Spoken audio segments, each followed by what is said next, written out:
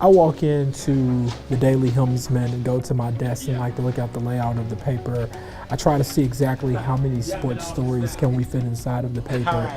Once I correspond with the editor-in-chief and the other assistant editor, I sit at my desk and open my emails and start going through. Reggie, you just be up in here taking up space. I'm Joshua Vinson, the sports editor of the Daily Helmsman. Working at the Daily Helmsman, a lot of my time is actually spent outside of the office, whether I'm covering football games, or corresponding and working with other media outlets such as Tiger News, covering basketball games, going to press conferences. My job is to go out there to the news, and a lot of times with sports, it's not as simple as picking up a phone and calling, getting sources. It's actually being out there in the arenas, in the stadiums, going to the pressers, getting my quotes, because that's where the news is happening.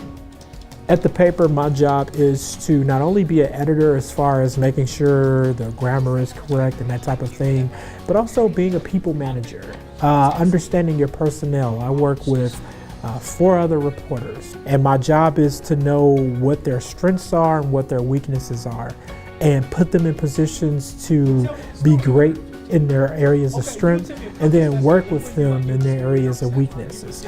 Yeah, working with Josh is pretty fun. You know, he's very lively in the news office, and when we go to like games at the FedEx Forum, he always makes it fun. And he does travel a lot, but you know, he's always there for us whenever we need him. Like one night, I needed his help. It was like 1 o'clock in the morning. He was in Chicago, but he was there as soon as I called him. Didn't let it ring no more than twice. So I mean, he's always there for us, and you know, it's great to work with somebody like him.